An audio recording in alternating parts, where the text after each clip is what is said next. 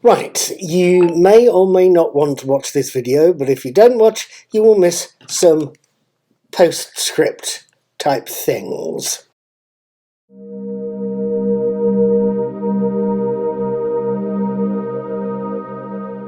Right, hello there, good evening, good afternoon, good morning, whatever it is, wherever you are. My name is Paul, I'm also called Knickknack, I'm the brains behind Knickknack's Old Peculiar, the world's most boringly repetitive blog, and I'm also the man behind Knickknack's Daily Teaser. Keep your eyes open for it on YouTube at Mr. Cuddy2977, and on the blog, you'll see that float past.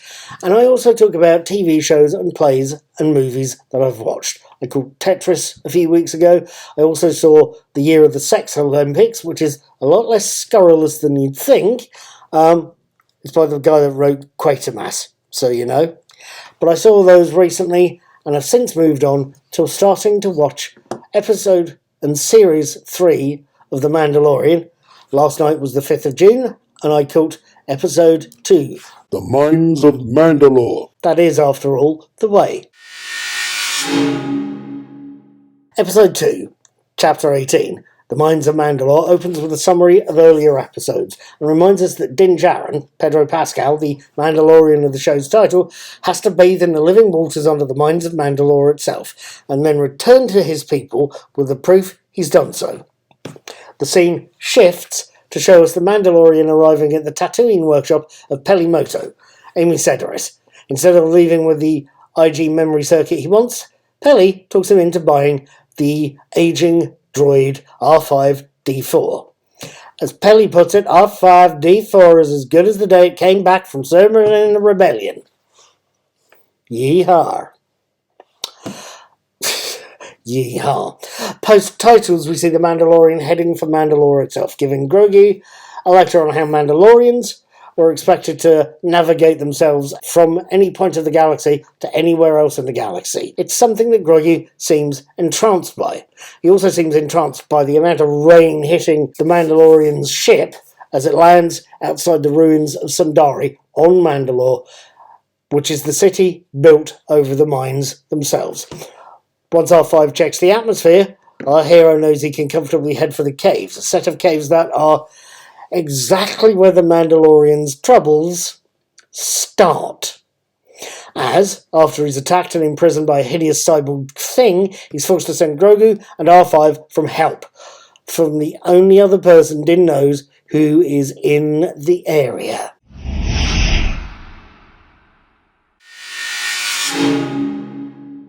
Now, what did I make of this episode? What did I think of it?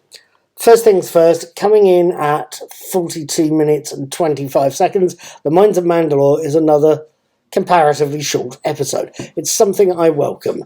The older I get, I think the more I appreciate brevity. Good old-fashioned word, that. Brevity. Brevity. At any rate, 42 minutes of well-told episode is absolutely fine. And the story that was told to me last night in this episode is nicely done. We get at least one new character, if we can call R5-D4 as a character, introduced. We see another, Pelimoto, reintroduced. And we find out a little bit more of Bo-Katan Kryze. It seems she's a little more royal than those of us who aren't following the franchise closely would have guessed. The Star Wars franchise has grown over the years through TV spin-offs, comics, animated series, and both the Mandalorians and Bo-Katan have quite a lot of backstory to them. It's something I've not followed as extensively as some of my friends. So the way the writers of this episode filled in her history is appreciated. They've done it in easily digestible parts rather than one great big huge great chunk dropped on you.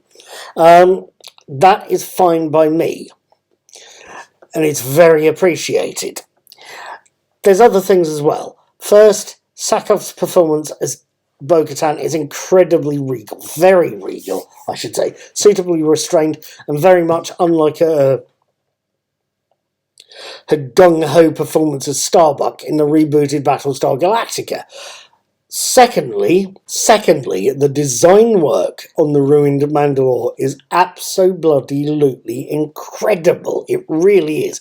The resolution, for a start, is quite something. I've seen it in 4K. I should add, it looks bloody good. And granted, the underground ruins of the mines and the city reminded me a lot of Peter Jackson's versions of the Mines of Moria in his turn-of-the-century take on the Lords of the Rings, but with far more money spent. It's a TV show.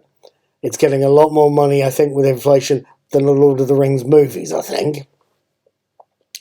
But you can see every penny that's on screen has been well spent.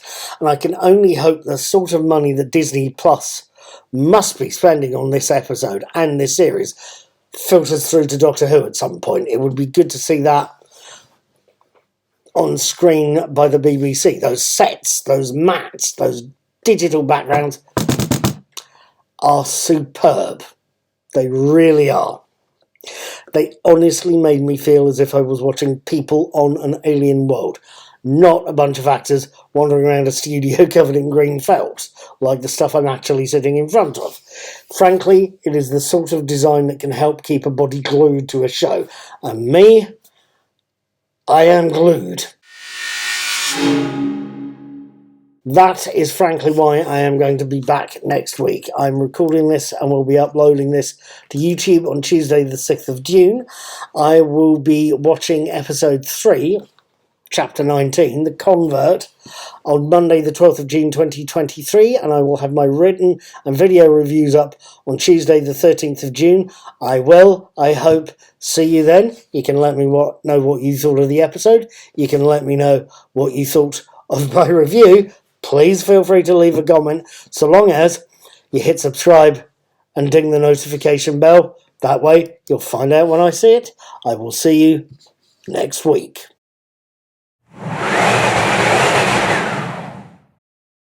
Amy Sedaris, Pelimoto, has a brother called David Sedaris who is on Radio 4. He's got a series called Meeting David Sedaris. I've heard it a few times, and it's very dry. It's very East Coast academic, and it's also really rather funny. Check it out if you get the chance.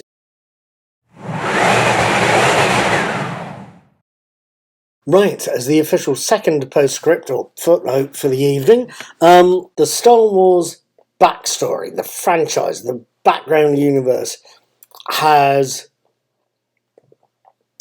evolved over the years to the point where some of the detailing is incredible.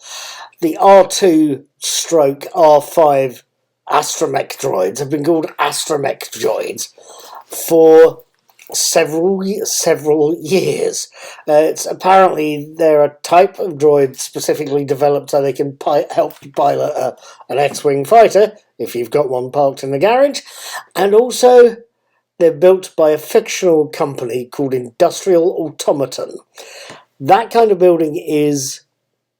detailing, that building isn't necessarily essential, but my God, it does help.